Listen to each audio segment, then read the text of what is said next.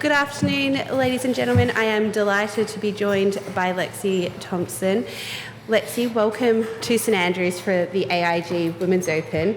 Can you just start by giving us your thoughts on the town, the championship, just how special this is? Oh, well, it's such a special place, St. Andrews. Just walking around the town, the golf course is one thing, amazing golf course, but just walking around the town, just the people that are out, they just love the game of golf, they respect it, and they're just such genuine people. And I think all of us players really just love coming back to the home of golf. And the course is in great shape. Weather is a little patchy, but we expect that. But it's great to be back here and hoping for the best. Just, if you have a question for Lexi, pop your hand up, we'll get a microphone to you. But just while we're waiting, is links golf a style of golf that you enjoy, or what are your feelings towards it? Yeah, I think coming over here, you have to learn to enjoy it because, growing up in Florida, it's definitely a whole different game of golf. In Florida, you get the number to the pin and basically you land it there, and that's the only shot you have usually. When you come here, you have a lot of different visuals and a lot more shot making, I think. But it tests you. It really tests your patience, and it tests what kind of shots that you really have in your bag. Sarah. Lexi, I know you had a few weeks off, and I know you're always grinding on your game, always grinding in the gym, but what else did you do with your time away? And do you feel refreshed coming into what's going to be a difficult week here at St. Andrews? Yeah, I had a nice few weeks off. The first weekend I was home, I went to Siesta Key for the weekend and just didn't bring the clubs and just chilled by the beach and really enjoyed some downtime. And then the following few weeks I was grinding. I was practicing a lot, training a lot, knowing that I had a good amount of golf left in the year and some really important events. So especially coming into this week, the weather in Florida is definitely not what I probably should have been practicing in coming into this week, but it was nice to just get a feel for my game, working on it coming into this week. That really cool announcement of the U.S. Women's Open, and has it hit you that this could be your last major maybe for a while? I know you've left it a little open-ended, understandably. Yeah. But does it hit you that this could be your last major at the home of golf, of all places? Yeah, sometimes it definitely hits me. Of course, it's a big deal to be here at the home of golf, as St. Andrews is such an amazing opportunity just to be able to play golf here. And what AIG does for this tournament has really made an impact on women's golf, and I think that's what we really need to appreciate. But I try not to think about it. I just try to stay in the moment and just really embrace the fans, embrace just being here and how lucky we are. Beth, thanks. Just to play off of that high. What is the percentage that this might be your final major? Is it really high? Will you play in a major next year, you think? I've thought about it. There's a few that I'm obviously in, but I haven't put too much thought into it. I'm going into next year. I'm going to take some time off and just see how I feel, how I feel mentally, and where I'm at. But I know I have a few majors if I want to be able to tee it up there and get my game ready. But yeah, we'll see. I haven't really thought about this being my last because there's more opportunities next year if I wanted. And was there a moment in your career when you learned to embrace a forecast like you're going to have this week? My first British. I probably learned to embrace it. No, I think it's every tournament. You don't know what kind of weather you're going to get, but when coming over here, it's going to be a little cooler. I mean, I'm from Florida, so it's 95 degrees, so I knew I wasn't going to get that. But you just have to embrace it. You're going to get maybe some unlucky breaks with some bounces, and with the weather, you just have to be like, all right, well, I have it all in my bag, I'm ready, and just have to commit to the shot as much as you can. That's all you can do, and just let the wind blow it or the rain take it and just hope for the best. And obviously play was canceled on Saturday at this event in 2013. What do you remember about how difficult the conditions were then? On Saturday? Well, just the week. Oh, okay. I was going to say, I don't think I made it to Saturday. I don't really remember the conditions. It's crazy. I don't have that great of a memory, but I do remember some certain holes out on this golf course. But it's what you get over here. It's a challenging way of golf. There's a lot of shots to be made and a lot more thinking involved, I feel, when you come over here. But it really tests your patience and your focus. Brentley, we'll just get the mic to you. It's been a few years since Suzanne had that walk-off at the Solheim where she made the winning putt and retired, and you obviously were there for that to witness it. I'm just curious what you thought about that, and if you were to win this Sunday, are you the type of person who would consider maybe doing the same to be able to go out on top and win in a tournament like this? And just retire, right?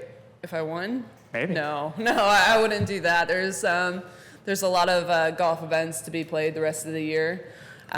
Just really taking it one shot at a time, embracing the moment of just being here is really special for me. I was there for Suzanne's moment, and it was kind of one of those things where you're like, unfortunately, it was meant to be. It kind of all just ended up happening, I feel like, how God planned it, maybe for her.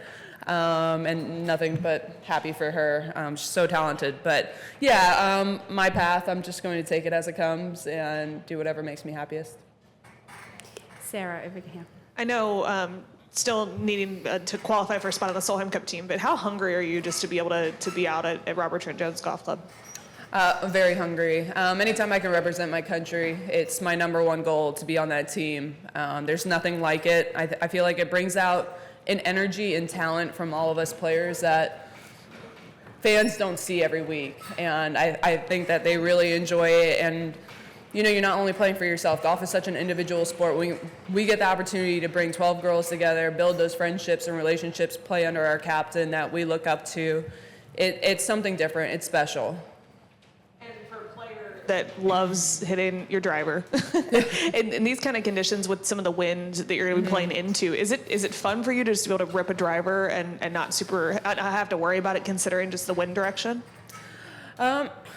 When it gets super windy, it's all a matter of just controlling your ball flight, really. So I'll take some 3-woods out here just because it is a lower ball flight than my driver. So you just see what I'm comfortable with, but it's a matter of just taking whatever club you are, just commit to the line, even though it's not where you want it to end up. You're aiming way left or way right, or just taking way more club or way less. So it's just all a matter of confidence and commitment.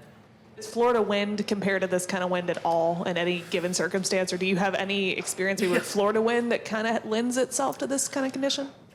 I was talking about that today. Usually it is windy at home, and I'm used to practicing in 20, 25 mile per hour every day, but the 2 weeks before I left for here, it was blowing 3 miles per hour. So I was like, well, I'm practicing my yardages for not going that distance when I come here. So it's good practice, obviously, because you dial in your yardages and get that solid contact feel, but when you come over here, it's just a matter of feeling the shots and visualizing them. Question on the far left, please. Hi, Lexi. You've spoken about the toll, the psychological toll, obviously, May, when you announced your retirement, that being on the tour year in, year out takes on you. I just wondered, since you've made that announcement, how do you feel any different psychologically coming into this week? Is there a bit less weight on your shoulders? Yeah, I think overall there is a little less weight on my shoulders after the announcement, because it has been on my mind for a few years, so it's something that's been inside that nobody really knew about or what was going to happen. But all of us players, we have our own battles. Everybody does. Everybody has their things that they go through and how they deal with them. But everybody deserves to do whatever makes them the happiest. But once I made the announcement, it definitely took a little bit of a weight. And I'm just trying to come out here, sign all the autographs, embrace the fans, and really appreciate them and the sponsors, and just be lucky that we're out here. Speaking to Stacey Lewis earlier just about the schedule and how demanding it is there anything that you think, even if you leave the tour on a full-time basis, that could change to make it less all-consuming? The schedule, for sure. I think all the travel that we have, it gets to be a lot. I think the flow of schedule could be better. Certain events could be back-to-back that are close to each other. And, we travel a lot out of the country, but it is a global tour, so that comes with it. And we're very lucky for the sponsors that we have out of the country as well. But, it's not tournaments that we want to lose, but we also want to gain a lot more in the States as well. Just finally, I just wondered whether, since you spoke out in May, whether you feel that you've maybe opened up a conversation within the sport, people more comfortable now empathising with your position and sharing how actually they feel about life on tour? Yeah, I feel like I've gotten nothing but love and support from a lot of players as well, which has been great, because I didn't really know what to expect or what to think, what people would think of my decision or my announcement. But like I said, everybody's going through things, and a lot of people don't know about it. It's just a matter of how well you hide it and, you know, how open you want to be about it. And I think it's important to share those feelings, whether if it's with close loved ones or just be open about it with somebody that you want to seek help with. It's not something that you should keep inside. You should not be afraid of sharing how you genuinely feel. Michael in the far back over on the left. Hey, Lexi, back here.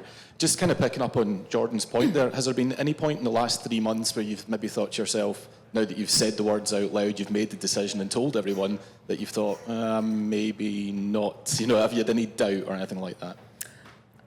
No, I haven't had any doubt. But like I said, it's just from full time. You know, I could tee it up a few more times next year, but I'm very content with my decision, and I think that's what will make me happiest inside. I mean, you know you're going to have a lot of free time in your hands next year, more than you've had in a very long time. So have you thought about what you're going to do? Like, how are you going to while away the hours?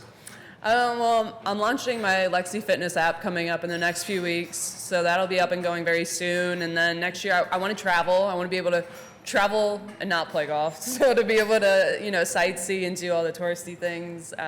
Definitely looking forward to that. And you know, I'll be 30 next year, so settle down, get married, have family. That's my number one priority.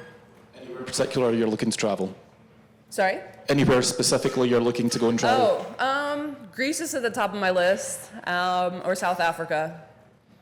Yeah, I have a few. So many people are telling me where to go, so I have a long list. Question from way down the back there. Hi Lexi, given your announcement and your obvious plans for the future, I mean, how much would it mean to you this week to go out and win here at the home of golf? It would mean the world to me, honestly. At the home of golf, I mean, it doesn't get much better than that. And being a major championship, it would be a dream come true. But there's so much golf to be played, and weeks like this, you just have to stay in the moment and take one shot at a time. Be patient. Know that there will be bad breaks or some bad shots. You just have to get through them with positive attitude and keep on going. But yeah, I mean, that would be a dream of mine. But a lot of golf to be played, a lot of great players out there. So I'll see what I can do. Do we have any final questions for Lexi in the room? No? Well, Lexi... Oh, Louine, can we just get a microphone to you? Lynn's coming. Need some water. I'm about to choke on my tongue. Okay, no worries. Lexi, thank you. That was all very good. You're mentioning you like to get married and have a family, etc. I mean, would you carry on playing golf at all if you had a family, or would that be the end of it completely? No, it would be something I would do for fun, and because I think golf is such an amazing game for bringing families together, bringing people together, and building those relationships. I think it's super important. So no, it's not something I would just stop. Family wouldn't stop that, but professionally, I don't plan on having a family and playing professional golf. Yeah. Excellent. Lexi, thank you very much for your time today, and we wish you the best of luck this week. Thank you.